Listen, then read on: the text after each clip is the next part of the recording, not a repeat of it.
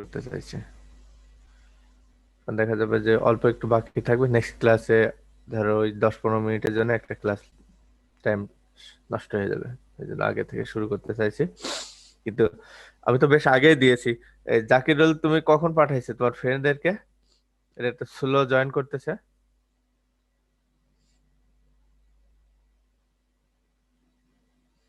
তো মনে হয় আবার ঘুমিয়ে গেছে, মনে হয় লগ ইন করে। জি না স্যার। না, তোমাকে স্যার তো বলছে না, আসসালামু আলাইকুম। জাকিরুলের কথা বলতেছে। ওয়ালাইকুম আসসালাম।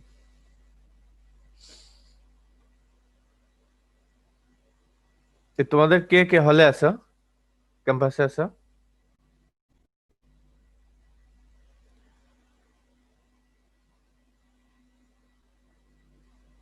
তোমাদের অনেক ফ্রেন্ডকে দেখছি যে এদিকে ঘোরাফেরা করতেছে ক্যাম্পাসে।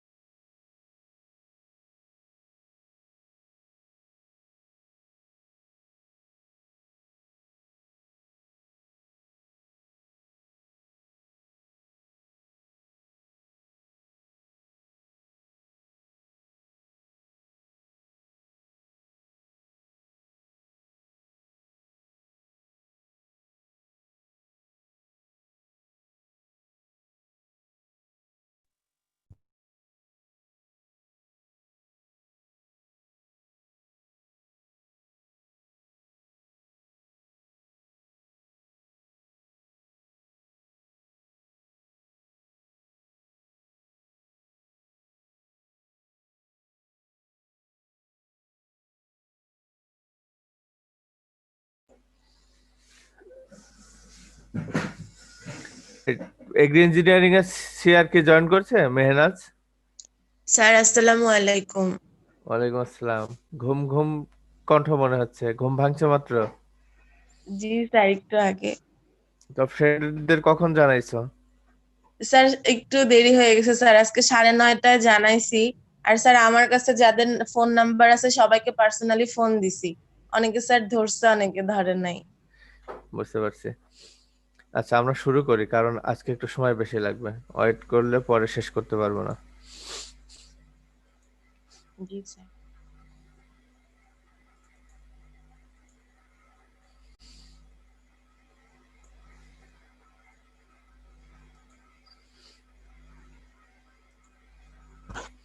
আমরা আজকে পড়াবো হচ্ছে ইঞ্জিন টার্মিনোলজি। গতদিন মনে হয় বলে দিয়েছিলাম যে আজকের টপিকটা আমরা শেখাবো ইঞ্জিন টার্মিনোলজি। গতদিন হচ্ছে ইঞ্জিন কম্পোনেন্ট সম্বন্ধে পড়িয়েছিলাম। ইঞ্জিন কম্পোনেন্টস যেগুলো পড়িয়েছি, এটা বলেছিলাম যে সবগুলো কম্পোনেন্টসে সে আইদার ডিজেল আর পেট্রোল হোক থাকবে। ইন্টারনাল কম্বাসন ইঞ্জিন হলে ওই কম্পোনেন্টস গুলো থাকবে, ওইগুলো ছাড়া ইন্টারনাল কম্বাসন ইঞ্জিন হবে না। আজকে শেখাবো যে কিছু টার্মিনোলজি শেখাবো ইঞ্জিন রিলেটেড। যদি টার্মিনোলজি গুলো না শেখো, তাহলে যখন ইঞ্জিন অপারেশনের সময় কিছু টার্ম আমরা বলবো সেটা বুঝতে পারবে না। এই জন্য আমি ঠিক করেছি যে ইঞ্জিন কম্পোনেন্ট এবং টার্মিনোলজি গুলো শেখাই নিয়ে তারপরে তোমাদেরকে ডিটেলস ইঞ্জিন সম্বন্ধে পড়ানো শুরু করব।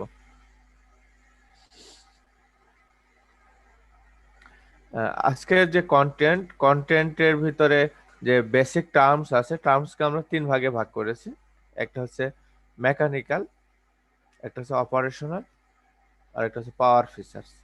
মেকানিক্যাল বলতে কনস্ট্রাকশন, মেশিনটা যে কনস্ট্রাকশন হয়েছে, কনস্ট্রাকশন রিলেটেড কিছু টার্মিনোলজি আছে, সেই টার্মিনোলজি অপারেশন রিলেটেড ইঞ্জিনটা যখন রান করব তখন কিছু টার্ম ইউজ করা হয়, সে টার্মগুলো। আর দ্বিতীয়টা হচ্ছে ইঞ্জিন থেকে যে আমরা পাওয়ারটা পাই, সে পাওয়ারের কিছু টার্মিনোলজি আছে, সেই টার্মিনোলজি গুলো সম্বন্ধে তোমাদের কাছে শেখাবো আমি। গতদিন আমরা ইঞ্জিনের ক্লাসিফিকেশন করেছিলাম, মানে প্রথম ক্লাসে অনেকভাবে ক্লাসিফিকেশন করেছি, কিন্তু আজকে যে ক্লাসিফিকেশনটা আমি দেখাচ্ছি এটা অ্যাকচুয়ালি সিলিন্ডার কিভাবে অ্যারেঞ্জ করা হয়েছে সেই অনুযায়ী বা সিলিন্ডারের পজিশন অনুযায়ী।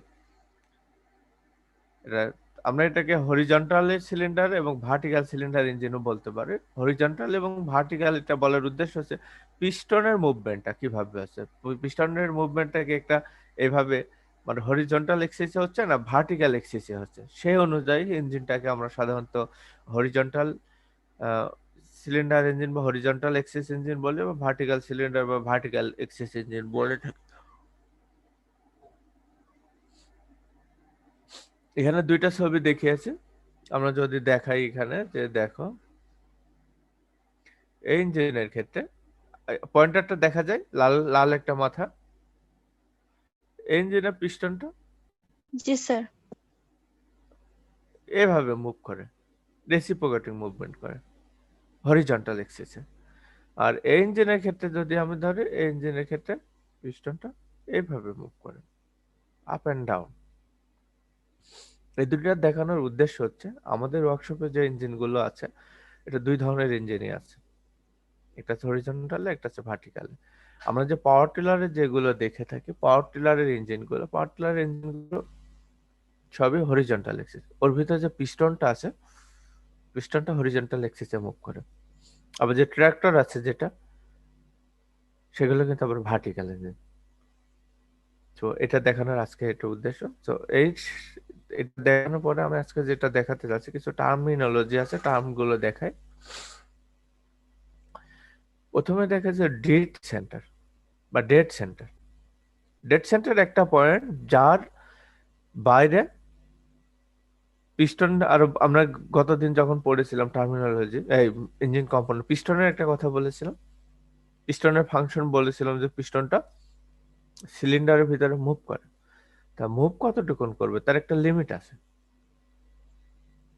আমরা সিরিঞ্জের এক্সাম্পল দিই বেশি, কারণ আমরা বাচ্চা অবস্থায় ম্যাক্সিমামে কিন্তু সিরিঞ্জ নিয়ে খেলেছে। তোমাদের এখন তো একটা সিরিঞ্জ একবার ইউজ করে ফেলে দেয়, আমাদের সময় সুচ বারবার চেঞ্জ করতো, এই চেঞ্জ করার সুযোগ ছিল না, একটা সিরিঞ্জ ছিল কাছে, আর ওই সুচ থাকতো, বের করতো একটু ইয়ে স্যাভলন দিয়ে ধুয়ে মুছে না ওই পুরাতন সুই শরীরে লাগাতো, তখন দেখা যেত যে সুই ভোঁতা হয়ে গেছে, মাংসের ভিতরে ঢুকছে না, ওটা একবার এমন ভাবে ইউজ করছে যে সুচ বাঁকা হয়ে যাচ্ছে, এত ভোঁতা হয়ে। তো সিরিঞ্জ নিয়ে খেলে যেটা, সিরিঞ্জের ক্ষেত্রে দেখবা যে সিরিঞ্জের ভিতর যে পিস্টনটা আছে সেটা একটা সর্বোচ্চ পয়েন্ট পর্যন্ত ভিতরে যেতে পারে এবং বাইরের দিকে আসতে পারে একটা সর্বোচ্চ পয়েন্ট। তার বাইরে কিন্তু বের করতে চাইলে ওটা সে একদম পিস্টন থেকে ওই সিরিঞ্জ থেকে বের হয়ে আসে, তাই না? জি স্যার। আমার মনে হয় ছেলেরা সিরিজ নিয়ে খেলেনি, ওরা শুধু আহ, দৌড়াদৌড়ি করছে অথবা বই নিয়ে বসে থাকছে। এখানে আমি এই পিস্টন এই একটা সিলিন্ডার দিয়ে দেখাতে চাচ্ছি। সিলিন্ডারের ক্ষেত্রে দেখো এই ছবিটা দেখো, এই ইঞ্জিনের ক্ষেত্রে পিস্টনটা, পিস্টনের দুইটা মুভমেন্ট আছে, একটা সর্বোচ্চ উপরে যেতে পারে, একটা সর্বনিম্ন নিচে নামতে পারে, এটা একটা ভার্টিক্যাল ইঞ্জিন। সো পিস্টন যদি এই কন্ডিশনে থাকে, পিস্টনের কানেক্টিং রড দেখো, এটা একদম সোজা ভার্টিক্যাল অবস্থায় আছে, এটা আছে ক্রাঙ্কশ্যাফট, এই পজিশন যেটা আসতে পারে, আর আরেকটা হচ্ছে সর্বোচ্চ এই পজিশন পর্যন্ত যেতে পারে পিস্টনে, এই পজিশন যেতে পারে অথবা এই পজিশন পর্যন্ত নিচে নামতে পারে। এই দুইটা পজিশনটাকে বলা হচ্ছে ডেড সেন্টার। এটা ভার্টিক্যাল ইঞ্জিন বলে। যদি এটা হরিজন্টাল ইঞ্জিন হতো সেক্ষেত্রে দেখা যেত উল্টা ঘটনা ঘটছে, এটা সর্বোচ্চ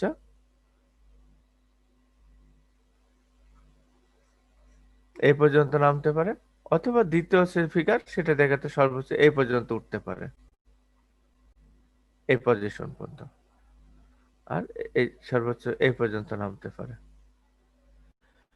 এই এই যে পয়েন্টের সর্বোচ্চ উপরের ভিতরে ঢুকতে পারে বা বাইরে আসতে পারে, অথবা সর্বোচ্চ নিচে নামতে পারে বা উপরে উঠতে পারে, এই পজিশন গুলোকে সাধারণত ডেড সেন্টার বলে। আর যার বাইরে আর ওর কোনো ফাংশন নাই, ডেড পয়েন্ট বলে যেটাকে, শেষ বিন্দু যেটা। এখন আসি যে আমি কিন্তু দুইটা ডেড সেন্টার দেখিয়েছি। আগের ছবিতে দেখো, এই ছবিটাই দেখিয়েছি যে এখানে একটা ডেড সেন্টার বলেছে, এটা এখানে একটা ডেড সেন্টার বলেছে। এই যে সর্বনিচ্চ সর্বোচ্চ উপরে যে ডেড সেন্টারটা আছে, সব থেকে উপরে যে পর্যন্ত যেতে পারে, এদিক যেটা আছে এই অংশ কিন্তু একটু ফাঁকা থাকে। এই অংশটা ফাঁকা থাকে কেন সেটা আমি পরে আসতেছি আস্তে আস্তে, শুধু সেন্টার গুলো বুঝাইনি। সর্বোচ্চ যে পর্যন্ত যেতে পারে এটাকে বলে টপ ডেড সেন্টার, মানে উপরের শেষ বিন্দু, টপ ডেড সেন্টার। আরেকটা দেখো, এটার ক্ষেত্রে দেখো পিস্টনটা সর্বনিম্ন এই পয়েন্ট পর্যন্ত আসতে পারে, এটাকে বলা হচ্ছে বটম ডেড সেন্টার, মানে নিচে সর্বনিম্ন যে পয়েন্টে আসতে পারে, নিচের শেষ বিন্দু, এভাবে আমরা ব্যাখ্যা করে থাকি। তো আমরা ইঞ্জিনের যে ডেড সেন্টার আছে এটাকে টপ ডেড সেন্টার এবং বটম ডেড সেন্টার বলবো কখন, যদি ভার্টিক্যাল ইঞ্জিন হয়। আর যদি হরিজন্টাল ইঞ্জিন হয় সেক্ষেত্রে আমরা এটাকে বলি যে inner dead, outer dead. Inner ডেডটা কখন হবে? হেডের দিকে সর্বোচ্চ যে পর্যন্ত পয়েন্ট পর্যন্ত যাবে সেটাকে ইনার ডেড বলবো, আর বাইরের দিকে সর্বোচ্চ যে পয়েন্ট পর্যন্ত আসতে পারবে সেটাকে আমরা বলবো bottom dead centre, sorry outer dead centre. নামটা বলে দিই, হরিজন্টালের ইঞ্জিনের ক্ষেত্রে হবে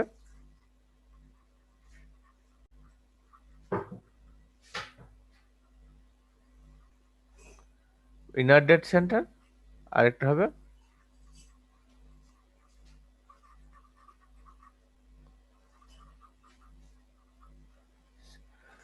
আউটার ডেড সেন্টার। ওকে, আমরা কি ডেড সেন্টার বুঝতে পেরেছি? ডেড সেন্টারের সাথে ইঞ্জিনের বাকি সবগুলোর সম্পর্ক আছে।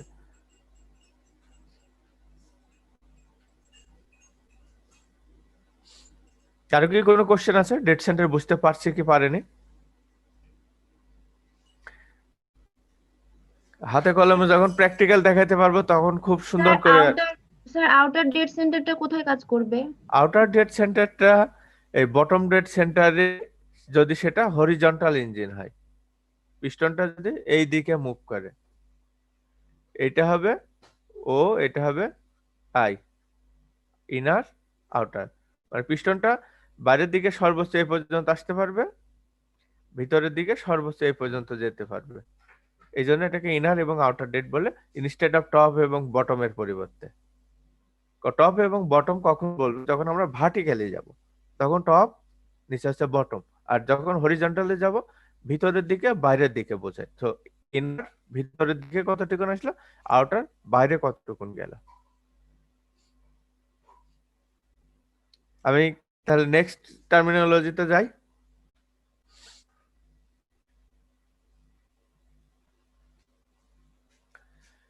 স্ট্রোক, এটা টার্ম আসবে কারণ আমরা পড়ানোর সময় ইঞ্জিন ক্লাসিফিকেশনের সময় বলেছি যে ইঞ্জিন দুই ধরনের ইঞ্জিন আছে ওয়ার্কিং সাইকেল অনুযায়ী। একটা হচ্ছে টু স্ট্রোক ইঞ্জিন, আর একটা হচ্ছে ফোর স্ট্রোক ইঞ্জিন। এখন কথা হচ্ছে টু স্ট্রোক এবং ফোর স্ট্রোক, তাহলে স্ট্রোক কি? স্ট্রোক সম্বন্ধে আমাদের জানতে হবে। এখন স্ট্রোক দেখো, আমরা আগে ছবিতে দেখিয়েছিলাম যে টিডিসি, যদি এটার একটা স্ট্রেট লাইন টানা হয় তাহলে দেখা যাবে যে এইটা হচ্ছে টিডিসি, এটা হচ্ছে বিডিসি। এর মাঝখানে শুধুমাত্র পিস্টনটা মুভ করতে পারে, তাই তো? আমি কি, তোমরা কি বুঝতে পারছো এই জায়গা যে পিস্টনটা যতই মুভ করুক এই টিডিসি এবং বিডিসির মাঝখানে এই জায়গাটুকুই মুভ করবে, এই ডিস্টেন্সে সে মুভ করবে। তো এটাকে বলা হচ্ছে স্ট্রোক। পিস্টন বিডিসি থেকে টিডিসিতে যে ডিস্টেন্সটা ট্রাভেল করে সেটাকে বলা হচ্ছে স্ট্রোক।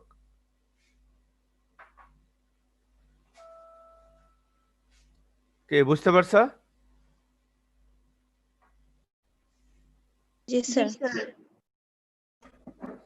স্ট্রোক কি?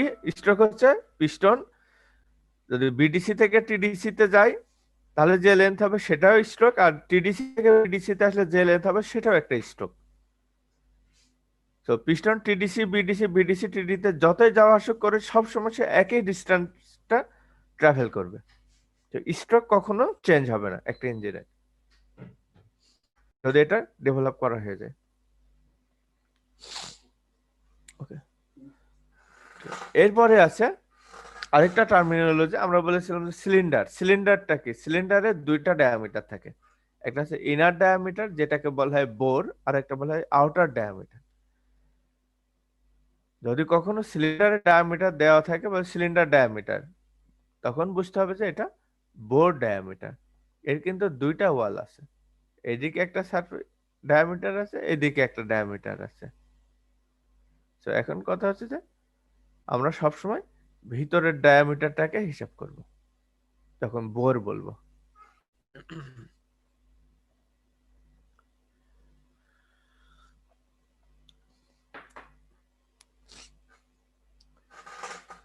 তো স্ট্রোক এবং বোর আমরা বুঝেছি।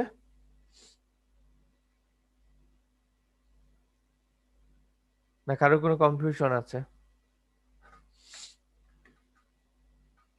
এই কথা বলো, বোর আমরা তোমরা বুঝতে পেরেছো কিনা? জি স্যার। নেক্সট আছে ক্রাঙ্ক থ্রো। এটা একটু কমপ্লেক্স তোমাদের জন্য আপাতত মনে হচ্ছে, কিন্তু ক্রাঙ্ক থ্রোটা যদি আমি ফিজিক্যালি দেখাতে পারি সেটা তোমাদের জন্য সুবিধা হবে। ক্রাঙ্ক থ্রোটা আমি এখন ব্যাখ্যা না করে আমি এটা একটু স্কিপ করে প্র্যাকটিক্যালের সময় আমি তোমাদেরকে বুঝাই দিব, কারণ তখন দেখতে সুবিধা হবে, তখন বুঝতে সুবিধা হবে। এমনি থিওরিটিক্যালি তোমরা পড়ো, কিন্তু বোঝানোর জন্য এইভাবে এই ফিগার দিয়ে দেখানোটা একটু ডিফিকাল্ট।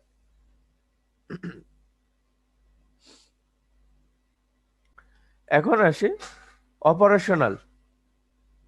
ইঞ্জিনের কিছু ইনফরমেশন দরকার, যেমন stroke bore ratio, compression ratio, সুইচ ভলিউম, পাওয়ার। এগুলো হচ্ছে ইঞ্জিনের টার্মিনোলজি। এই টার্মিনোলজি গুলো অপারেশনের সাথে সম্পর্কিত, এর সাথে পাওয়ারের একটা সম্পর্ক আছে। তো আমরা এখন অপারেশনাল এই ফিচারগুলো সম্বন্ধে তোমাদের সাথে একটু আলাপ করব।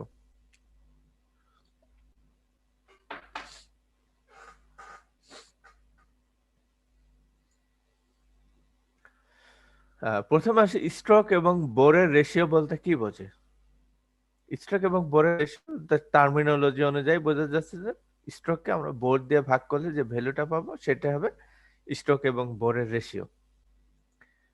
এর ম্যাথমেটিক্যাল এক্সপ্রেশনটাকে আমরা এল এবং ডি দ্বারা প্রকাশ করি, কারণ স্ট্রোককে আমরা সবসময় এল এবং বোরকে ডি দ্বারা প্রকাশ করি ইঞ্জিনের ক্ষেত্রে। এখানে একটা জেনারেল রুলস আছে, স্ট্রোক এবং বোরের রেশিও 1:1 to 1.45 হতে পারবে, এর ভিতরে, এর বাইরে যাওয়ার সুযোগ নেই। যদি বলা হয় যে স্ট্রোক এবং বোরের রেশিও 0.8, তোমরা কি আদনান সামিকে দেখেছো? নাম শুনেছো? জি জি স্যার। স্যার। জি স্যার। শিল্পী 2000 আগের পাকিস্তানি শিল্পী। 2000 আগের আদনান সামি, বর্তমান আদনান সামি মিলাইয়ে দেখো কি অবস্থা। 2000 আগের আদনান সামি ছিল মোটা না স্যার, তখন পাতলা দিন। এটা ছিল 2000 আগের আদনান সামি, আর এখনকার আদনান সামি হয়েছে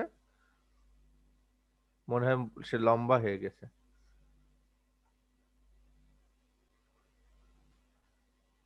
তাহলে স্ট্রোক এবং বোরের রেশিও যদি 1-এর থেকে কম হয় তাহলে ইঞ্জিনটা এরকম হয়ে যায়,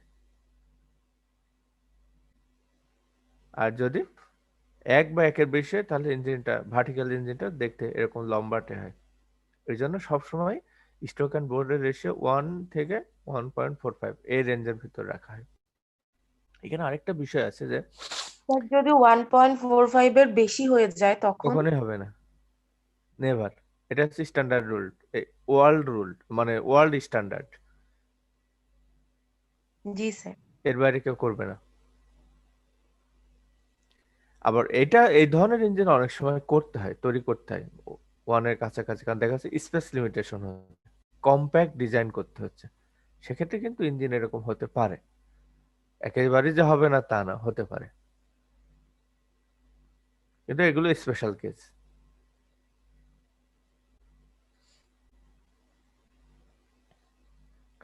এখানে একটা আমরা যেহেতু ডিজেল ইঞ্জিন নিয়ে কাজ করি, আমাদের ওয়ার্কশপে হচ্ছে পাওয়ার টিলার ইঞ্জিন অথবা ট্র্যাক্টর ইঞ্জিন নিয়ে কাজ করি, সেক্ষেত্রে এর একটা স্ট্যান্ডার্ড ভ্যালু আছে। ট্র্যাক্টরের ক্ষেত্রে যত ট্র্যাক্টর আছে যে দেশেরই তৈরি হোক না কেন, সবার স্টক এবং বোরের রেশিও 1.25 রাখতে হয়। এই কারণ হচ্ছে এক কোম্পানির তৈরি কানেক্টিং রড বা পিস্টন অন্য কোম্পানির ট্র্যাক্টরে কিন্তু লাগানো যায়, কারণ এটা হচ্ছে স্ট্যান্ডার্ড, ওয়ার্ল্ড স্ট্যান্ডার্ড।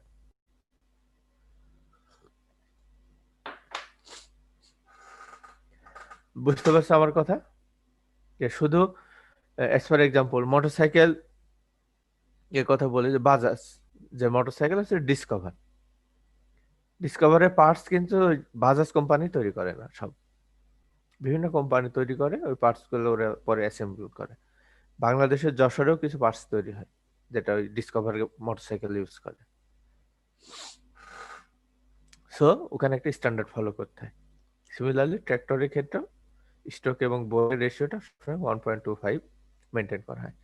আর এই 1.25 যেটা বললাম, এটা অবশ্যই মাথায় রাখবা, কারণ এর নিয়ে একটা অন্য একটা তোমার এক্সপ্লানেশনের বিষয় দাঁড়ায়। আমরা কিছু ম্যাথ করতে দিই, ম্যাথ করানোর পরে কিছু ভ্যালু বলে, ওখানে কিছু রেজাল্ট পাওয়া যায়, তখন রেজাল্ট অনুযায়ী বলি যে এটা কোন ধরনের ইঞ্জিন, ডিজেল ইঞ্জিন না পেট্রোল ইঞ্জিন, এটা ট্র্যাক্টর না পাওয়ার টিলার ইঞ্জিন, এরকম একটা কমেন্টস করতে হয়। সেজন্য এই ভ্যালুগুলো সবসময় মনে রাখবা। এটা তোমার হচ্ছে লাইফ টাইম মনে রাখতে হবে, বিশেষ করে আমাদের যারা এগ্রি ইঞ্জিনিয়ারিং এর স্টুডেন্ট আছে। এরপরে আসি সুইফট ভলিউম, এটাকে অনেক সময় পিস্টন ডিসপ্লেসমেন্টও বলে। এটা কি হবে? এটা একটা সিলিন্ডারের ভলিউম। বিডিসি থেকে টিডিসির ভিতরে যে ডায়ামিটার এবং লেন্থ আছে, এখান থেকে আমরা ওই ভলিউমটা পেয়ে থাকি, যে পিস্টন বিডিসি থেকে টিডিসিতে গেলে টোটাল ভলিউম কত ভলিউম কভার করবে, সেটা হচ্ছে Swift volume or piston displacement. Piston BDC থেকে টিডিসিতে একবার গেলে কত হবে সেটা। এই যে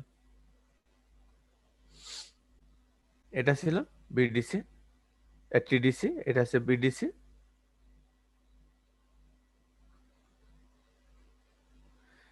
এখন পিস্টন এখানে ছিল, এখান থেকে ট্রাভেল করে এই জায়গায়,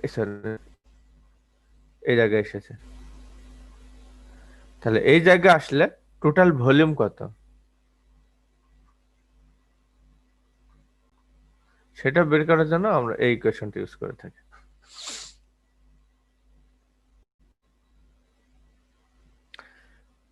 ইঞ্জিন ডিসপ্লেসমেন্ট অন্য একটা টার্ম, আগেরটা বলেছে পিস্টন বিডিসি থেকে টিডিসিতে অথবা টিডিসি থেকে বিডিসিতে আসলে একবার গেলে কত ভলিউম কভার করে সে। আর এখন যেটা ইঞ্জিন ডিসপ্লেসমেন্ট, সেটা হচ্ছে প্রতি মিনিটে কত, সেটা বের করার রুলস আছে। এটাকে আমরা ALN অথবা অনেক সময় এটাকে VSN এভাবে প্রকাশ করে। ভিএসটা ছিল সুইফট ভলিউম।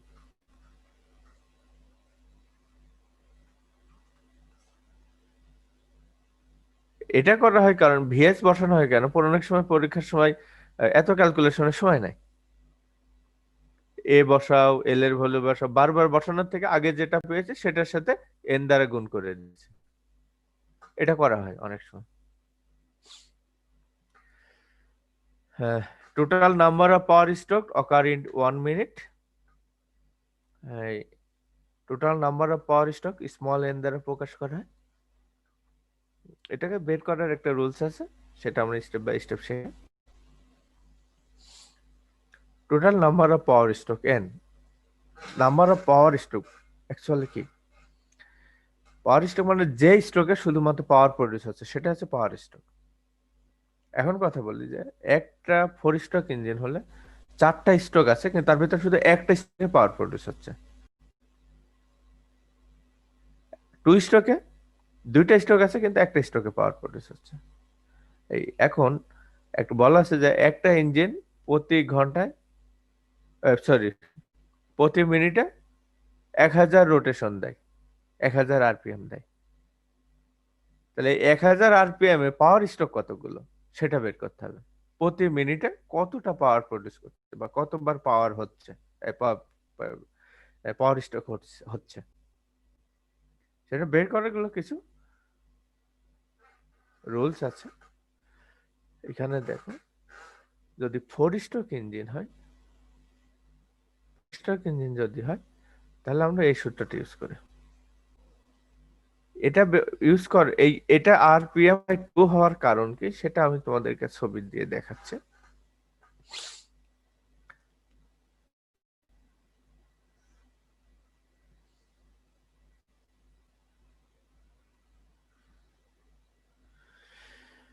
আরপিএম কি না, রোটেশন কি, রেভলিউশন পার মিনিট। 1 রেভলিউশন কি, এই জায়গা শুরু হলো ঘুরে এসে এখানে শেষ হলো, এটা হচ্ছে 1 রেভলিউশন, তাই তো? জি স্যার। এই জায়গা শুরু হলো, পুরো সাইকেলটা কমপ্লিট হয়ে আবার এখানে যখন আসলো তখন 1 রেভলিউশন হলো। এখানে একটা জিনিস খেয়াল রাখবা যে 4 স্ট্রোক ইঞ্জিনে 4টা স্ট্রোক কমপ্লিট হলে ক্র্যাঙ্কশ্যাফটে 2টা রোটেশন দেওয়া লাগে। বলেছিলাম কি আমি 4 স্ট্রোক ইঞ্জিন কি পড়ানোর সময়? জি স্যার, 2বার ক্রাঙ্কশ্যাফট রোটেশন 2বার ক্র্যাঙ্কশ্যাফট রোটেশন করবে মানে 2টা রিভলিউশন হবে। তাহলে কি 4টা স্ট্রোককে যদি আমি 2টা রিভলিউশনে ভাগ করে দিই তাহলে কি হবে? প্রতিটা স্ট্রোক যদি আমরা ধরি যে বিডিসি, বিডিসি থেকে যখন টিডিসি তে যাচ্ছে তখন হাফ রেভলিউশন হচ্ছে। আবার টিডিসি থেকে যখন বিডিসি যাচ্ছে তখন আরেকটা হাফ রেভলিউশন হচ্ছে, মানে এটা কমপ্লিট সাইকেল হচ্ছে। এটাকে যদি ছবি আকারে দেখাই, পিস্টন এখানে একটা গেল হাফ রেভলিউশন, আবার পিস্টন যখন এই জায়গায় আসলো আরেকটা হাফ রেভলিউশন হলো, মানে পিস্টন একবার বিডিসি থেকে শুরু করে টিডিসি তে গিয়ে আবার যখন বিডিসি তে ফেরত আসবে তখনই মাত্র 360 ডিগ্রি রোটেশন হবে, তাই তো? ঠিক বলছি তো? জি স্যার। তোমাকে ক্যাচ করতে পারছো কিনা তাই বলো, না কারো কোথাও কনফিউশন হচ্ছে? জি স্যার। তোমার অন্য ফ্রেন্ডরা মনে হয় ঘুমাচ্ছে, শুধু 2-1 জন রেসপন্স করতেছে আর বাকি সবাই জাস্ট লগ ইন করে হেডফোন কানে দিয়ে ঘুমাচ্ছে। আর তোমার একটা জিনিস দেখো, আমি কিন্তু এটা রেকর্ড করছি না। রেকর্ড যদি দেওয়া শুরু করে ক্লাসে কোনো স্টুডেন্ট পাবো না। আর সাথে আরেকটা জিনিস বলি যে আমার কোশ্চেন প্যাটার্ন একটু ডিফারেন্ট। শিটে যা আছে হুবহু এভাবে কোশ্চেন আমি করি না, কারণ আমি শিটে যা আছে যা শেখার জন্য সাথে কিছু এডিশনাল ইনফরমেশন দিই আমি ক্লাসে। আমার কোশ্চেনও কিন্তু ওরকম থাকে। আর তোমার ক্লাসে 100 জন স্টুডেন্ট আছে, সবাই পাস করবে সেভাবে কোশ্চেন করব। সবাই যে এ প্লাস পাবে সেরকম কোশ্চেন আমি করব না, কারণ এ প্লাস পাস করবে, এ প্লাস পাবে অ্যারাউন্ড 20%, আরো বেশিও পেতে পারে যদি সবাই পরিশ্রম করে। আমি সাধারণত এইভাবে কোশ্চেন করি। তার কারণ ইউনিভার্সিটিতে যারা চান্স পেয়েছে সবাই মেরিটোরিয়াস, কেউ এসে পরিশ্রম করে কেউ করে না। আমি চাই সবাই যেন পরিশ্রম করে ভালোভাবে শিখে যায়। আমার স্টুডেন্ট লাইফেও দেখেছি, এখন টিচিং লাইফেও দেখেছি স্টুডেন্ট ফার্স্ট ইয়ারে ভর্তি হতে না হতে চাকরির জন্য ফ্রাস্ট্রেশনে ভোগে। আমি সবসময় বলি যে পজিটিভ থাকতে হবে স্টুডেন্ট লাইফে। কারোর যদি লেভেল 1-এ যদি চাকরি নিয়ে ফ্রাস্ট্রেশন চলে আসে তার লাইফ শেষ, সে কোনো ক্ষেত্রে সাকসেস হতে পারবে না। আমার সাজেশন সবসময়, তোমার যখন যে কাজ তুমি করতে থাকবে, চাকরি তোমাকে খুঁজে নেবে তুমি যদি নিজেকে ওইভাবে ডেভেলপ করতে পারো। আমাদের সাথে ছিল আমার এক ফ্রেন্ড, রেজাল্ট ভালো করতো না, কিন্তু সে যখন চাকরি পরীক্ষা দিল প্রথম চাকরি পরীক্ষায় কিন্তু সে টিকেছে। এর কারণ কি ছিল? সে সাবজেক্ট রিলেটেড জ্ঞান তার অনেক ভালো ছিল। তা আমরা যে টিচার হয়েছে আমাদের থেকে যে কম ছিল সেটা না, কিন্তু সে শিখেছে, আমরা একভাবে শিখেছি, সে অন্যভাবে শিখেছে, সে চাকরি পেয়ে গেছে সাথে সাথে। আমাদের অনেককে দেখি যে তোমরা তো আসছো কত সালে, 19 সালে তাই না, 2019-এ না? জি স্যার। আমি 2016 না, 2015 থেকে 2017 পর্যন্ত অ্যাসিস্ট্যান্ট প্রক্টর ছিলাম। তখন আমি দেখেছি স্টুডেন্টস লেভেল 2-তে পড়ে সে বিসিএস এর কোচিং এ যায়। বিসিএসটা স্টুডেন্টকে কিভাবে ধ্বংস করতেছে ওটা তার একটা স্পষ্ট এক্সাম্পল। পরে দেখা গেল যে তার ডিগ্রি যে 4 বছরে হওয়ার দরকার সে 7 বছরে ডিগ্রি নিচ্ছে। তা বললাম যে তাহলে তুমি বাকি 3 বছর কই গেল তো? ঠিক মতো লেখাপড়া করেনি, রিপিট আসছে অনেকগুলো। কিন্তু তুমি যদি এই 4 বছর সাবজেক্ট রিলেটেড কষ্ট করে বাকি 2 বছর যদি বা 1 বছর যদি বিসিএস এর জন্য পড়ো, সেক্ষেত্রে কিন্তু তুমি ভালো রেজাল্ট করতে পারো। কিন্তু আমাদের স্টুডেন্টরা সার্টিফিকেট না নিয়ে চাকরির জন্য প্রস্তুতি শুরু করে দেয়। তাহলে এখানে 2 দ্বারা ভাগ করার কারণ হচ্ছে নাম্বার অফ স্ট্রোক। এখানে আরপিএম কে 2 দ্বারা ভাগ করলে একটা স্ট্রোক পাওয়া যাবে।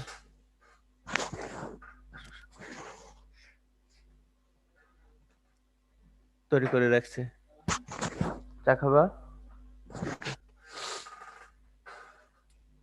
প্রিন্ট করে রাখছে, গাইডলাইনও দেওয়া আছে, তুমি নিচে 3টা আছে ওখানে প্রিন্ট করে নিও,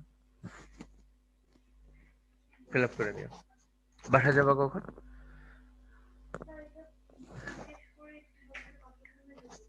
ফ্রেন্ডরা আছে, সময় টময় কাটাও, কাটাতে তারপরে আছে। শুভ কি জানে তুমি পৌঁছেছ? কবে আসবে? ও তাই তো ভালো, আমাদের অনুর বার্থডেটা খুব ভালো কাটবে। ওকে, খুব ভালো হবে।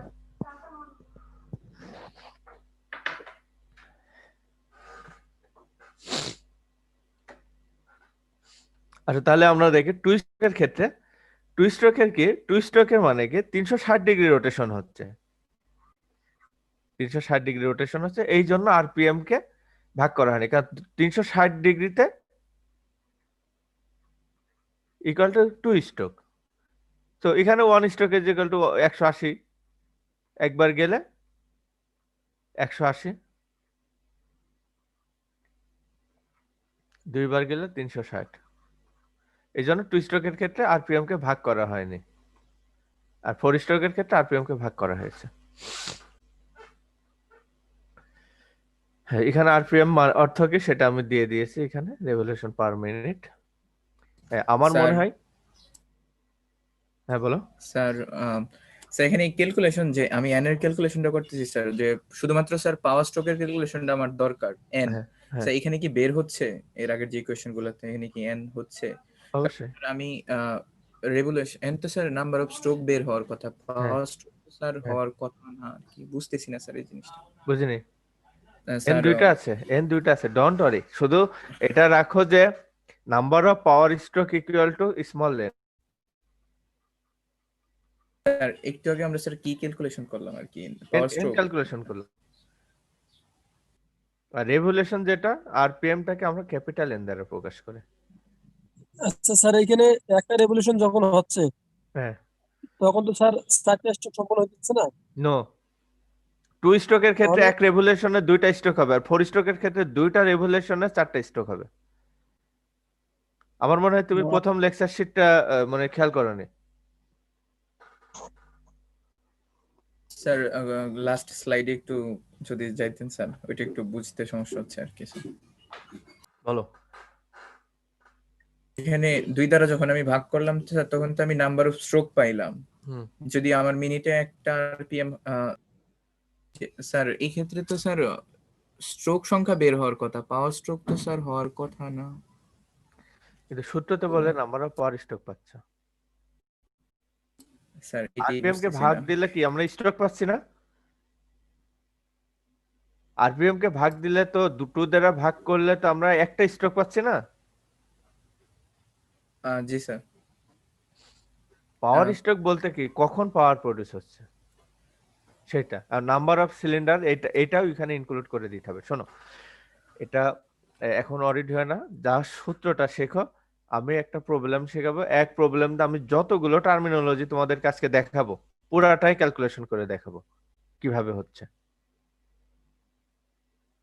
এখনই অত ডিটেলস দিয়ে না, তোমরা জাস্ট ইকুয়েশনটা দেখো কিভাবে কি হচ্ছে, তখন দরকার হলে আমি আবারও তোমাদেরকে এক্সপ্লানেশন দিব কেন কিভাবে হলো। আমার কথা কি বুঝতে পারছো? শুধু দেখো যে ফোর স্ট্রোকের ক্ষেত্রে আমার কিভাবে ক্যালকুলেশন করতেছে। জি স্যার। এখন আসো ক্লিয়ারেন্স ভলিউম। ক্লিয়ারেন্স ভলিউম হচ্ছে যে কম্প্রেশন স্ট্রোক আছে একটা টার্ম, যে ফোর স্ট্রোক ইঞ্জিনের ক্ষেত্রে ওখানে কি হয়, সাকশন স্ট্রোকে যে এয়ার অথবা এয়ার ফুয়েল মিক্সারটা সিলিন্ডারের ভিতরে আসে ওটাকে কম্প্রেস করা হয়। এখন কথা হচ্ছে যে একটা সিলিন্ডারের ভিতরে যতটুকুন, ধরো এখানে এই যে এটা তুমি একটু দেখো, এটা হচ্ছে টিডিসি আর এটা হচ্ছে বিডিসি। হ্যাঁ,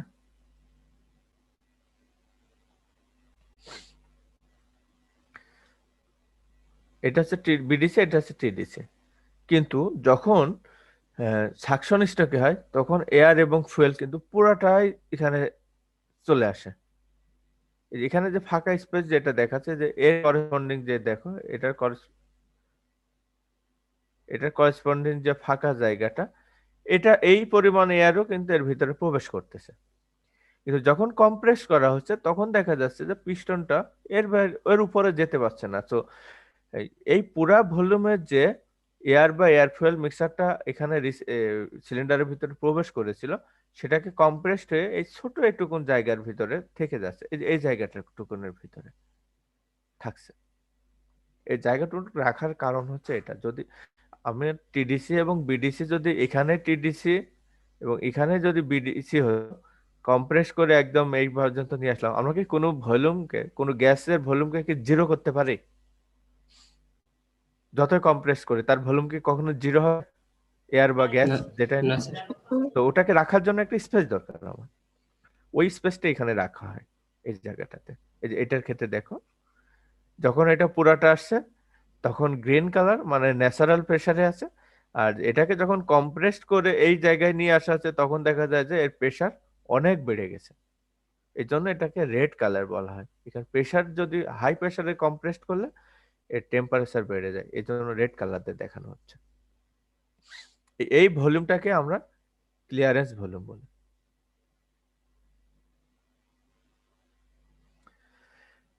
এখন আসি কম্প্রেশন রেশিও। কম্প্রেশন রেশিও কি, ওই আগেরটায় আমি যেটা এক্সপ্লানেশন করলাম এটা দেখো, পিস্টনটা বিডিসি তে আছে, বলা আছে পিস্টন এট বিডিসি, এটা লিখলে ভালো হতো, পিস্টন এট বিডিসি এটা লিখতে হবে, piston at TDC, piston at BDC, piston TDC. Piston BDC তে থাকলে কি আছে, দেখা যায় এখানে পুরাটা এয়ার বা এয়ার ফুয়েল মিক্সচার চলে আসলো, আবার এখানে কম্প্রেস করে ছোট হয়ে গেল। এখন কথা হচ্ছে যে এর রেশিওটা কি হবে। এই রেশিও, কম্প্রেশন রেশিওটাকে সাধারণত আমরা এইভাবে ব্যবহার করি যে V1 plus V2 divided V2। এটাকে আমরা অন্যভাবেও বলতে পারি যে CR equal to VS plus VC divided by VC। এই রেশিওটাকে আমরা এমন ভাবে বলি যে total volume divided by clearance volume, এটা হচ্ছে কম্প্রেশন রেশিও। এখন টোটাল ভলিউম কেন এটা দেখো, যে আমরা জানি এইখান থেকে এই পর্যন্ত এটা বিডিসি এটা টিডিসি, এই ভলিউমটা হচ্ছে ভিএস। তাহলে এখানে যে ফাঁকা জায়গাটা থাকলো এটাকে তো আমরা ক্লিয়ারেন্স ভলিউম ভলিউম বলতেছি, ভিসি বলতেছি।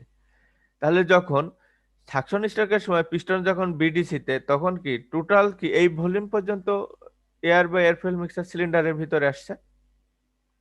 এই কারণে আমরা টোটাল ভলিউম বলতে Swift volume plus clearance volume এই দুটার যোগফল নিয়ে থাকে।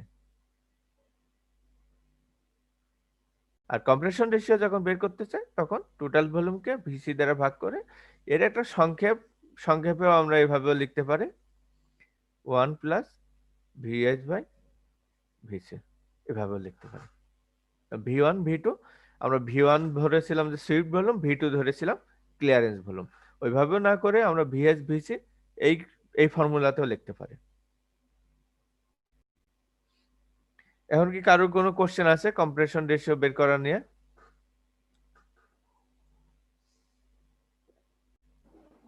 না স্যার।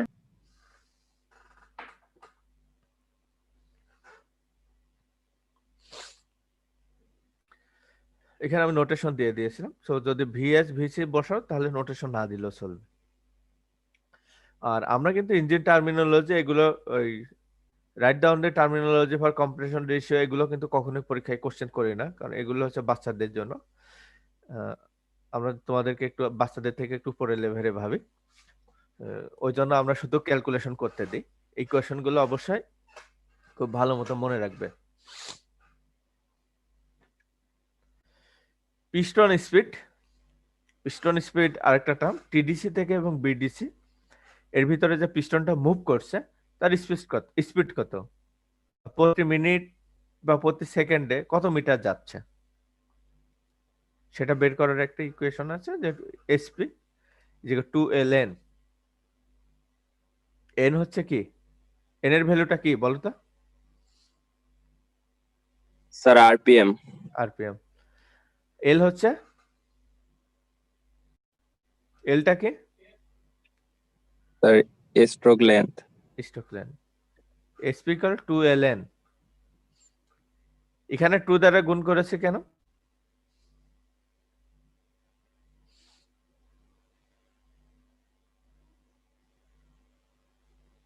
কেন 2 দ্বারা গুণ করেছে? স্যার প্রতি রোটেশনে স্যার দুইবার দুইটা স্ট্রোক হচ্ছে, প্রতি রেগুলেশনে দুইটা স্ট্রোক হচ্ছে, এজন্য ওখানে 2 দ্বারা মাল্টিপ্লাই করা আছে। 2l, জি স্যার। 2টা এই জন্য এসেছে এখানে। স্যার 2টা স্যার আরেকবার স্যার 2 আগে প্রায় মনে হয় 5 মিনিট ওই কেন 2 দিয়ে ভাগ করছে এটা আলাপ করেছিলাম। মানে এখানে নামটা কি বললেন স্যার, এটা একটু জানতে চাচ্ছিলাম। পিস্টন স্পিড বের করতে হবে। এলটা হচ্ছে স্ট্রোক লেন্থ, স্যার এন হচ্ছে আরপিএম। আরপিএম স্ট্রোক লেন্থ বোঝাতে আরপিএম কি, 1 RPM is equal to 360 degree, আবার 360 degree is equal to 2 stroke 2l। এটা যখন আমরা 2ln ফর্মুলায় বসি তখন এর স্পিড হয়ে যাবে মিটার পার মিনিট, ইউনিট হয়ে যাবে মিটার পার মিনিট, যদি এলটাকে আমরা মিটারে বসে। আর যদি সেন্টিমিটারে বসে তাহলে সেন্টিমিটার পার মিনিট এভাবে আসবে।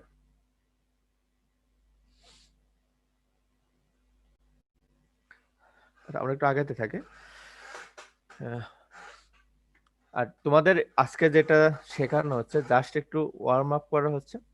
আমি হ্যান্ড আউটটা দিয়ে দিব তোমাদেরকে, আজকে দিয়ে দিব, তোমরা একটু স্টাডি করবা। নেক্সট ডেতে আমি যখন ম্যাথ শেখাবো তখন এই বিষয় নিয়ে ওই হ্যান্ড আউটটা নিয়ে বসবো, যখন ম্যাথ শেখাবো আমি বলে দেব হ্যান্ড নোটটা স্যার পাওয়ার হ্যান্ড পয়েন্ট। নোটটা জি স্যার, এইটা যদি একটা পেজে যদি একটা স্লাইড দেওয়া হতো স্যার তাহলে আমাদের জন্য একটু ভালো হয়।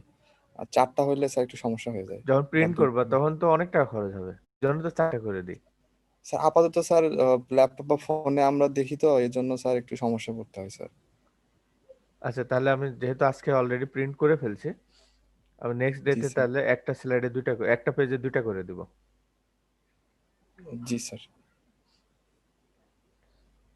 আচ্ছা এই পর্যন্ত একটা বিষয় ছিল যে এটা ছিল অপারেশনাল ফিচার্স।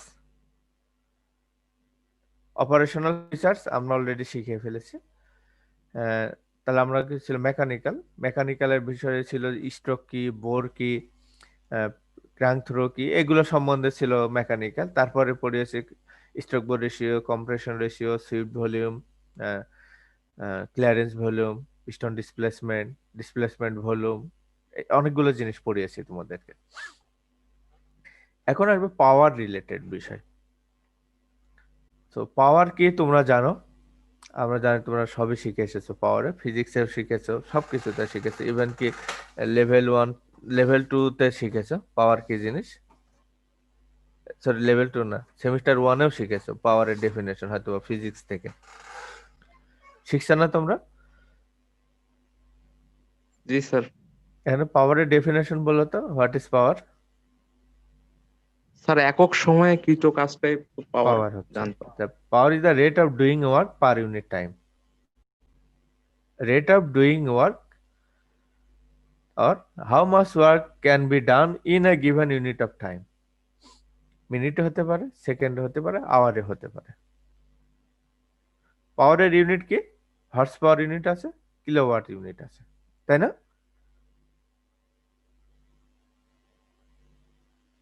হর্স পাওয়ারের পাওয়ারের ইউনিট দুইটা কিন্তু, কিলোওয়াট এবং হর্স পাওয়ার। জি একটা স্যার। হচ্ছে এফপিএস আর একটা হচ্ছে এসআই ইউনিট। আবার এদেরকে আমরা কিন্তু কনভার্সন করতে পারি, এই এই হর্স পাওয়ারকে যদি আমরা কিলোওয়াটে কনভার্ট করতে চাই তাহলে কিভাবে করে?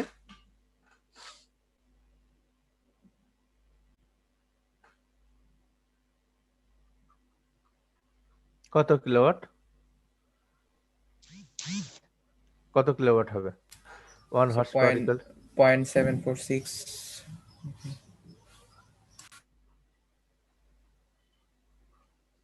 46। আবার 1 কিলোওয়াট সমান কত হবে? কত হর্স পাওয়ার হবে? 1 কিলোওয়াট সমান স্যার কত হর্স পাওয়ার হবে? স্যার 746 746 0.746 হবে, ঠিক আছে? স্যার পয়েন্ট কেন হবে স্যার? পয়েন্ট হবে না তো? স্যার 1.34 আসবে স্যার, 1.34। 746 কি হর্স পাওয়ার? না স্যার। তাহলে আমি তো কনফিউশনে পড়ে যাচ্ছি, এক একজন এক এক কথা বলতেছে। 7460 হর্স পাওয়ার। 76 বল, ক্লিয়ারলি বলো। 7460 40 স্যার 1.34 তো আসে স্যার। 134 কিভাবে আসে? স্যার স্যার দোনো পাশে ওইটাকে স্যার যদি আমরা 1 বাই 0.7। 1 divided by 0.746. ওকে, তোমার এদিকে যাওয়ার কোনো দরকার নাই, তুমি এখান থেকে বের করতে পারো। এটাকে জি স্যার, ওইটাই তো কিলোওয়াট কিলোওয়াট পেতে চাচ্ছি, তাহলে কি হবে? 1 হর্স পাওয়ার ডিভাইডেড বাই 0.746। জি স্যার, এটার মান আসে 1.34। 1.34 হর্স পাওয়ার। এত কমপ্লেক্স হওয়ার দরকার নেই, ঐকিক নিয়ম শিখাইছে কি জন্য? স্টুডেন্ট লাইফে আমরা যখন ছোট ছিলাম এগুলো শিখাইছি যেন পরে কাজে লাগবে। প্রাইমারি স্কুল বা হাই স্কুলে যেগুলো শেখায় ওটা কিন্তু বেসিক শিখিয়েছে, যেন আমাদের হায়ার স্টাডিতে এসে ওইগুলো আমরা ইউজ করতে পারি। আমাদের এখন এমন অবস্থা হয়ে গেছে যে সাবজেক্ট যখন পাস হয়ে যায় ওটা আর কিছু মাথায় থাকে না। আমাদের সিস্টেম এমন হয়ে গেছে, আমাদের লেখাপড়ার সিস্টেমটা হয়ে গেছে সার্টিফিকেট রিলেটেড। আমাদের সময় আমরা যখন ছোট ছিলাম আমাদের এক টিচার ছিলেন, ম্যাথমেটিক্সের টিচার ছিলেন। উনি কিন্তু বেসিক্যালি ম্যাথমেটিক্সের না, তারপরেও ম্যাথমেটিক্স নিতে আমাদের। ইউনিট কনভার্সন যেটা দেখা যাচ্ছে যে সপ্তাহে একদিন করে ঘুরে ফিরে ওইটা ধরতে, এবং যতগুলো পারতো না ততগুলো পিটনি দিত। বলছে এই চার্ট হচ্ছে একদম মাথার ভিতরে গেঁথে রাখতে হবে। আর এখন আমাদের স্টুডেন্টদের যদি বলি যে 1 হাত সমান কত ইঞ্চ, ম্যাক্সিমাম বলতে পারে না। ফিট বড় না গজ বড় সেটা বলতে পারে না, জাস্ট জিপিএ কেন্দ্রিক হয়ে যাবে রেজাল্ট। এগুলো তোমাদের এটা বলার উদ্দেশ্য হচ্ছে এটা তোমার সারা জীবনের সম্পদ। তোমার এগুলো যদি তোমার মাথায় না থাকে, তোমাকে যদি ওই ওই ইউনিট কনভার্টার দেখে দেখে বলতে হয়, সেটা তোমার জন্য ডিসক্রেডিট। কারণ তুমি একটা বিজ্ঞানের ছাত্র, এটা অবশ্যই তোমাকে মনে রাখতে হবে। এখন মাঝে মধ্যে মনে হয় আমরা যখন ছোট ছিলাম কোনো কিছু দিলেই গুণ হচ্ছে আমরা কাগজে করতাম, আর এখন কি আগে ক্যালকুলেটর খুঁজি কোথায় আছে, মাথা খাটায় না। কারণ তুমি মাথাকে যত খাটাবে তোমার ব্রেন তত শার্প হবে। তাহলে হর্স পাওয়ার থেকে কিলোওয়াট এবং কিলোওয়াট থেকে হর্স পাওয়ারে কনভার্ট করাটা কি শিখছো? জি স্যার। যে কোনো একটা মনে রাখলে বাকিটা বের করা সম্ভব। সবগুলো নতুন করে সবগুলো ডেরিভেশন করার প্রয়োজন নাই। আবার আরেকটা কথা বলি যে আমি স্টুডেন্টদের ম্যাথ শেখাই না, আমি স্টুডেন্টকে একটা প্রবলেম সলভ করতে গেলে কোন প্রসিডিউর ফলো করতে হয় সেটা শেখাই। তো কোনো স্টুডেন্ট যদি আমার প্রসিডিউর ফলো করে, আমি মনে করি যে পরীক্ষার খাতায় তার ম্যাথের রেজাল্ট উল্টাপাল্টা আসার সম্ভাবনা জিরো। আর কেউ যদি শুধু ম্যাথ শেখে তাহলে কিন্তু তার আমার কোশ্চেন একটু কমপ্লেক্স হয়ে যাবে। কারণ আমি সবসময় কোশ্চেন ওইভাবে সেট করি যেন আমার স্টুডেন্ট এই প্রবলেমটা সলভ করার প্রসিডিউর জানে কিনা। যদি সে প্রসিডিউর জানে, রেজাল্ট যদি ভুলও হতে হয়, সে কিন্তু চেক করতে পারবে যে কোন জায়গায় ভুল করেছে যার জন্য আমার রেজাল্টটা ভুল আসলো। যদি কেউ তার প্রবলেমটা আইডেন্টিফাই করতে পারে, শেখাতে পারি আমি মনে করি সেটাই ওর সারা জীবন কাজে দেবে ওই স্টুডেন্টের। আরেকটা এক্সাম্পল বলে, ম্যাথ শেখাতে গিয়ে একটা স্টুডেন্ট ম্যাথের রেজাল্ট আসার কথা ছিল 0.0.45 অ্যাজ ফর এক্সাম্পল ওয়াট, কিন্তু তার কি এসেছে 45 ওয়াট এসেছে। আমরা অন্য টিচার হলে কি করবে, 10 থাকলে 10-এর ভিতরে জাস্ট জিরো বসায় দিই। কিন্তু আমি তাকে দেখবো যে 0.4 এর আগে তার কত ছিল, এখানে যে আগের যে ভ্যালুগুলো যা বসানোর দরকার, ভ্যালুগুলো যদি কারেক্ট হয় এবং রেজাল্ট যদি ভুল আসে তাকে আমি 8 মার্কস দিই। এর কারণ হচ্ছে পরীক্ষার সময় সে সবগুলো প্যারামিটার বসিয়েছে, কিন্তু ক্যালকুলেটরে টেপার সময় হয়তো কোনো কারণে সে হওয়ার কথা 1, সে হচ্ছে 10 গুণ করে ফেলেছে। এটা হওয়া স্বাভাবিক, কারণ পরীক্ষার সময় মাথায় মানে এত বেশি পাজল থাকে যে ভুল করা স্বাভাবিক। সেক্ষেত্রে কিন্তু আমি মার্কস দিই। আবার কোন স্টুডেন্ট দেখা যাচ্ছে যে এই জায়গায় বসাতে ভুল করেছে, কিন্তু উত্তর থেকে 0.45 কিলোওয়াট এসেছে, আমি কোনো দিকে তাকাই না, জাস্ট একটা দয়াময় রসগোল্লা দিয়ে দিই। কারণ হচ্ছে আমার উদ্দেশ্য হচ্ছে যে যে ডাটা যেটা বসানো হয়েছে সেটা অ্যাকুরেটলি বসাতে পারছে কিনা, সেটা আমি চেক করি প্রথমে, তারপরে রেজাল্ট। যদি এটা ভুল, তার মানে রেজাল্ট কখনো ঠিক আসার কথা না। আর এটা যদি ঠিক আছে, রেজাল্ট ভুল আসছে, অবশ্যই ক্যালকুলেটরে কোথাও সমস্যা করছে সে টিপতে। আমার কথা কি তোমরা বুঝতে পারছো আমি কি বোঝাতে চাইছি তোমাদের? জি স্যার। সো ম্যাথ মুখস্থ না করে ম্যাথটা কিভাবে সলভ করতে হয় সে প্রসিডিউরটা শেখো, এটা তোমাদের সারা জীবন কাজে দেবে। আমার এক নেপালি ফ্রেন্ড ছিল, সে তোমরা এবারই পড়বা হয়তো বা, কস্ট এস্টিমেশন একটা টার্ম আছে, কোর্স আছে এগ্রি ইঞ্জিনিয়ারিং এর, আর ফুডে হয়তো অন্য নামে আছে ইঞ্জিনিয়ারিং এস্টিমেশন বা সামথিং। ওই ম্যাথ করতো, সে কখনো ক্যালকুলেটর নিয়ে আসতো না, হুবহু মুখস্থ করে কোত্থেকে যে কি করতো পয়দা কাছে ফেল হয়ে গেছে। ডাটা যদি চেঞ্জ করে দিছে তারপরে ওটা না, সে যেটা যে পরীক্ষার খাতায় যে অ্যাসাইনমেন্ট বা ক্লাসে যা শেখাচ্ছে ওইটাই মুখস্থ করে আসছে, যা আসুক ওইটা লিখে দিয়ে চলে আসতো। এই কাজ করা যাবে না। সো আমি একটা পাওয়ারের কনভার্সন শেখাতে যে অনেক গল্প করে ফেলেছি তোমাদের সাথে। এখন আমার একটা কোশ্চেন হচ্ছে যে তোমরা হর্স পাওয়ারটা কি, হর্স পাওয়ারটা একটু ডেফিনেশন কি তোমরা জানো কিনা জানি না। আমি এখানে একটা হর্স পাওয়ারের ডেফিনেশন দিয়েছি। ওয়ান হর্স পাওয়ার অ্যাকচুয়ালি কি, আমরা তো আগে মনে করতাম যে 1 হর্স পাওয়ার মানে একটা ঘোড়ার যে ক্ষমতা, সেটা অ্যাকচুয়ালি তা না। 1 হর্স পাওয়ার যেটা আসছে তার একটা তোমার কি বলে এটা জাস্টিফিকেশন আছে, যে if the rate of doing work is equivalent to 75 kg meter per second is called 1 horsepower. 75 kg meter per second বলতে কি বোঝায়? আমরা ডেফিনেশন জানি, যদি বলি যে কি 75 kg মিটার পার সেকেন্ড, যদি এই ক্ষমতা কারণ থাকে তাহলে তার ক্ষমতা হচ্ছে 1 হর্স পাওয়ার। অ্যাকচুয়ালি এটা বলতে কি বুঝি আমরা, কেউ কি বলতে পারবে? মোমেন্টাম। না না, এটা তো আমি পাওয়ার বোঝাচ্ছি, এটার সাথে মোমেন্টামের তো সম্পর্ক না। বললাম যে যদি এরকম একটা কন্ডিশন ফুলফিল করে তাহলে তার পাওয়ারটাই হচ্ছে 1 হর্স পাওয়ার। অ্যাকচুয়ালি এটা দ্বারা কি বোঝাচ্ছে? স্যার যদি স্যার 1 সেকেন্ডে 75 জুল কাজ করে স্যার, তবে তার ক্ষমতা 1 হর্স পাওয়ার। আচ্ছা জুল চলে আসলাম, আমি বলছি কেজি মিটার পার সেকেন্ড, এটা দ্বারা কি বোঝাচ্ছে? স্যার ওই এখানে 75 কেজি পরের মিটার কি? কেজি মিটার হচ্ছে জুল না? জি স্যার। কেজি মিটার আমি জুল চাচ্ছি না, আমি একদম ভেঙে ভেঙে চাচ্ছি। এটার দ্বারা কি বোঝাচ্ছে? তোমাদের কনসেপ্টটা কি? শোনো, স্যার এটা এটা স্যার শোনো, আমি তোমাদেরকে বলি, এটা ক্লাস, অন্য যারা আছে হেজিটেশন ফেল করো না। তো ফ্রেন্ডরা কি ভাবলো সেটা বিষয় না। তোমাদের যদি কোশ্চেন করা থাকে টিচারকে কোশ্চেন করবে তোমরা ক্লাস টাইমে। যদি কোশ্চেন না করো তোমার কিন্তু কনসেপ্ট ক্লিয়ার হবে না। এখানে ক্লাস টাইমে সাই ফিল করার কোনো কারণ নাই। অনেকে তোমাকে বোকা ভাবতে পারে, এই সিম্পল জিনিস বুঝছে না, এটা না, কিন্তু সেও জানে না, কিন্তু সে কোশ্চেন করতে সাই ফিল করতেছে। তো আমার ক্লাসে ইন্টারাকশন যত ভালো করবা আমি মনে করি তোমরা শিখতে পারবা বেশি। আর যদি ইন্টারাকশন না করো তাহলে আমি বুঝবো যে তোমরা হয়তো সবই জানো। স্যার আমাকে 75 কেজি ওজনের কোনো একটা বস্তুকে 1 মিটার সরাইতে মানে 1 সেকেন্ডে 75 কেজি ওজনের একটা বস্তুকে সরায় আর কি 1 মিটার। আচ্ছা, কে এটা? কে বললা তুমি? স্যার সুমন। পুরা নাম কি?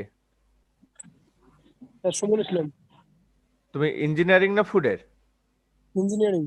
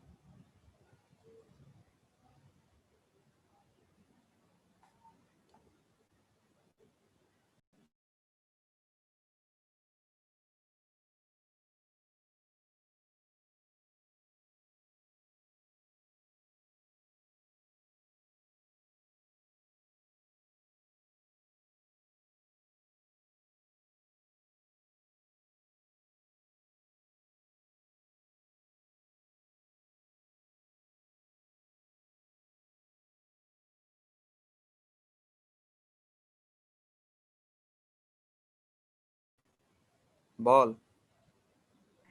এই স্যার কি আসছে? ভালো করছিস, বুঝছি। ফ্যাকাল্টিতে মেবি কারেন্ট চলে গেছে।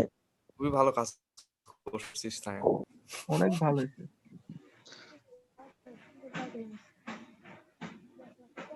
না ক্লাসের লিমিটেশন ছিল 1 আওয়ার। 9টা বন্ধু বল, আমি তো হোস্ট হয়ে গেছি। তুই নিব নাকি? হ্যাঁ হ্যাঁ বিজ্ঞান তোর কি বিয়ে নাকি? স্যারে সুমনের চকলেট আনতে গেছে সুমনের জন্য।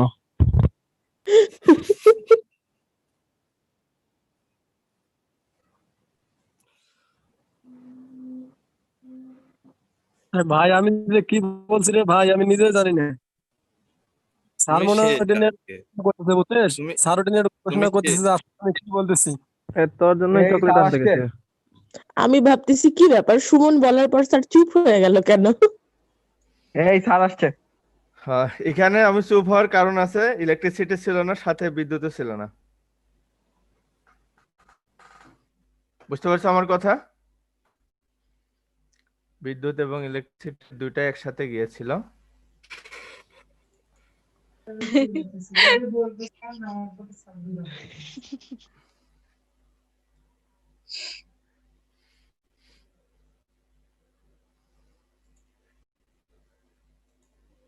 ওহ, বলে গেছে।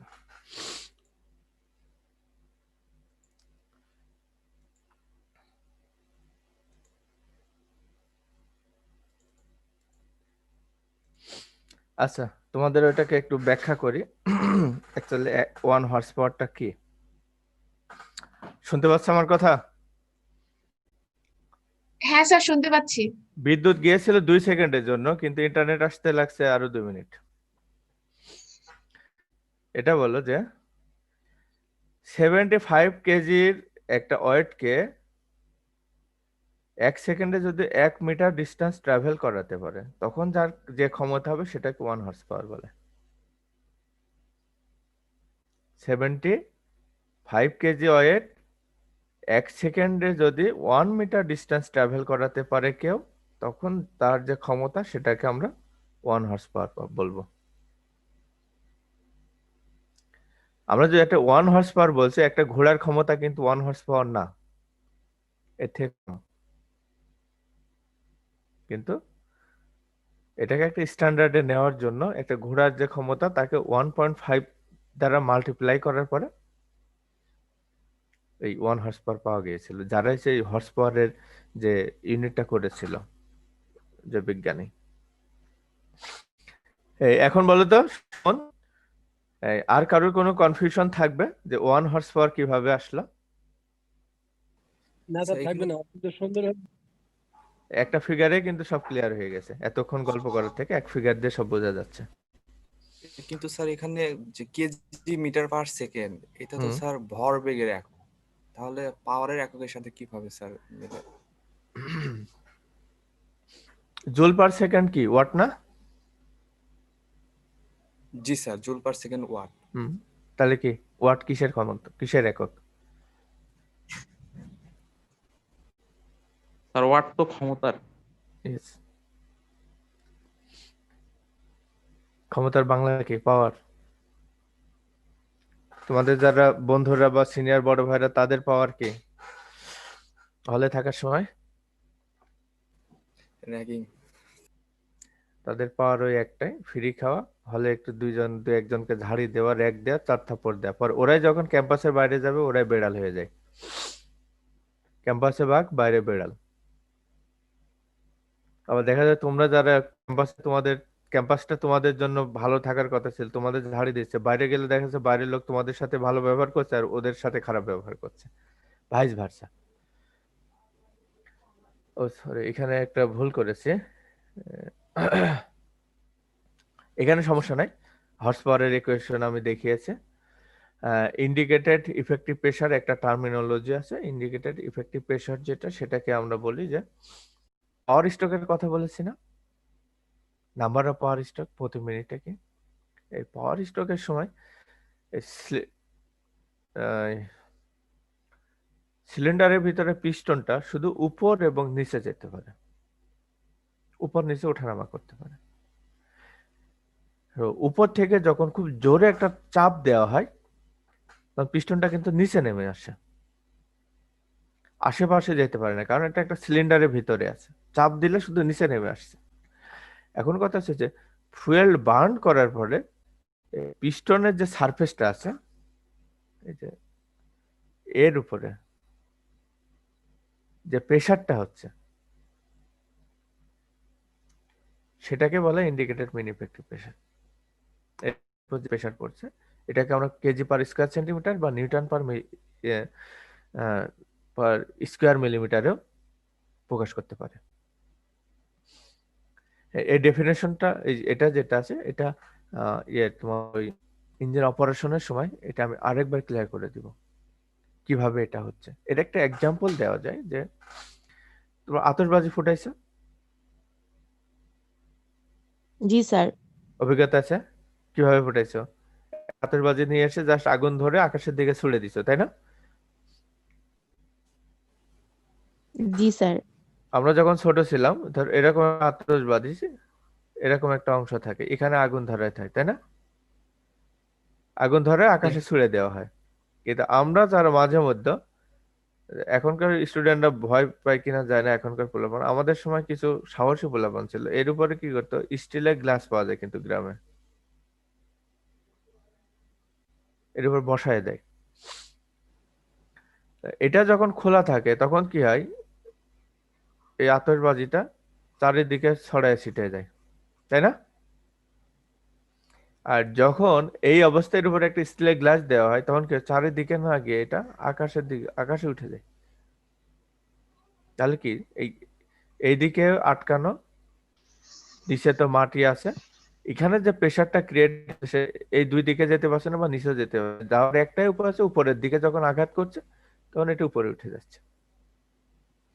সিমিলারলি ইঞ্জিনের ক্ষেত্রে এরকম, ইঞ্জিনের এই ওয়াল উপরের ওয়াল ফিক্সড। তো এখানে যে ফুয়েল যেটা আছে, ফুয়েলে আগুন ধরালে ওটা জাস্ট এই আতশবাজির মতো বিস্ফোরণ ঘটায়, চারিদিকে ছড়ায় ছিটায় যায়। ওই প্রেসারটা ওয়ালের দিকে যেটা আঘাত করে ওই প্রেসার আর কোনো কাজে লাগে না। যে প্রেসারটা পিস্টনের সারফেসের উপরে দেয়, সেই প্রেসার দিয়ে সাধারণত কাজ পাওয়া যায়। এখানে পিস্টনের সারফেসের উপরে পার স্কোয়ার মিটারে বা পার স্কোয়ার সেন্টিমিটার বা পার স্কোয়ার মিলিমিটারে যে পরিমাণ ফোর্সটা কাজ করে সেটাকে আমরা এখানকে বলে আমরা প্রেসার, মেইন ইফেক্টিভ প্রেসার। সময় শেষের দিকে, মাঝখানে একটু টাইম নষ্ট হয়ে গেল, 5-7 মিনিট, 5-7 মিনিট নয়, 2-3 মিনিট মতো, নাহলে আরো আগে শেষ করা যেত। এখন আছে ইন্ডিকেটেড প্রেসার। ইন্ডিকেটেড পাওয়ারের জন্য আমরা এই ফর্মুলাটা ইউজ করি। এটা একটা থিওরিটিক্যাল ফর্মুলা। এটা হচ্ছে IM EP, এল যেটা, এলটা তো আমরা জানি স্ট্রোক লেন্থ, এটা হচ্ছে ক্রস সেকশনাল এরিয়া, সিলিন্ডার আছে, এর ডায়া দেওয়া আছে, ডায়া থেকে পাই d²/4 এই ফর্মুলাটা বের করে নিই। আর এন তো বললামই, RPM divided by 2 number of cylinder, আর সিটা হচ্ছে কনস্ট্যান্ট। এটা হচ্ছে কনস্ট্যান্টের ভ্যালু সিটা হচ্ছে কনস্ট্যান্ট এক একটার ক্ষেত্রে এক এক রকম হবে। আমরা যদি পাওয়ারটাকে হর্স পাওয়ারে কনভার্ট করতে চাই, কনস্ট্যান্টের ভ্যালু হচ্ছে 4500। আর যদি কিলোওয়াটে কনভার্ট করতে চাই তাহলে 60 10⁹9 হয়, কোনো সময় 60 10⁻12 হয়। সেটা আমরা পরে স্টেপগুলোতে দেখাবো কিভাবে 12 হচ্ছে, কিভাবে 9 হচ্ছে, কিভাবে 45 হচ্ছে। এখানে আমরা সবগুলো এখানে নোটেশন বলে দিয়েছি কোথায় কি হচ্ছে। আমি যে হ্যান্ডআউটটা তোমাদেরকে দিব সেখানে এই যে আলকালি যেটা দেখেছি, এটা অ্যাকচুয়ালি একটা ডিজিটাল হোয়াইট বোর্ড। এটা ইউজ করি তোমাদের যা বোঝানোর সুবিধার জন্য। তোমাদের যে হ্যান্ডআউট দেবো সেখানে এগুলো কিছু থাকবে না। হ্যাঁ, সির ভ্যালু কিভাবে হচ্ছে এখানে আমরা বের করেছি। কনস্ট্যান্টের ভ্যালু তোমরা ইচ্ছা করলে বের করতে পারো। এই ভ্যালুগুলোর MLT মাত্রা সমীকরণ আছে না, মাত্রা সমীকরণ দিয়ে যদি আমরা অ্যানালাইসিস করি এই প্যারামিটার গুলোর করেসপন্ডিং এ আমরা এই ভ্যালুগুলো পেয়ে থাকি। তারপর আমি একটা জিনিস তোমাদেরকে দেখাই। হ্যাঁ, দাঁড়াও,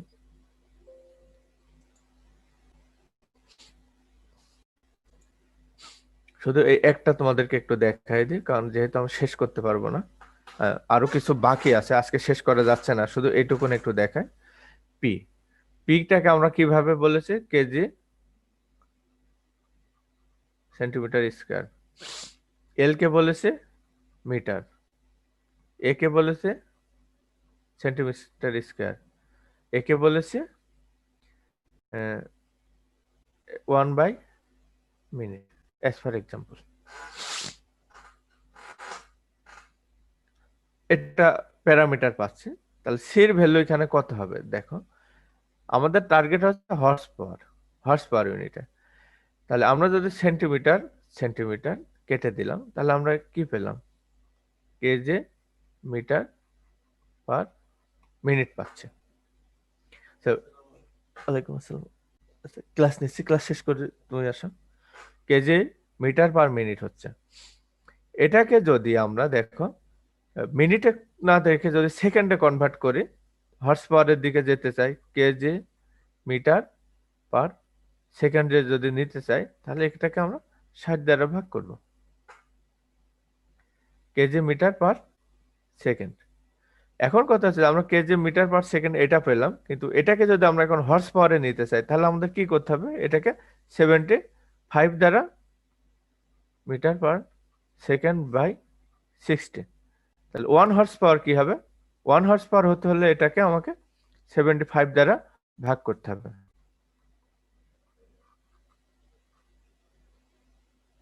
তাহলে এখানে হয়ে যাচ্ছে 1/4500।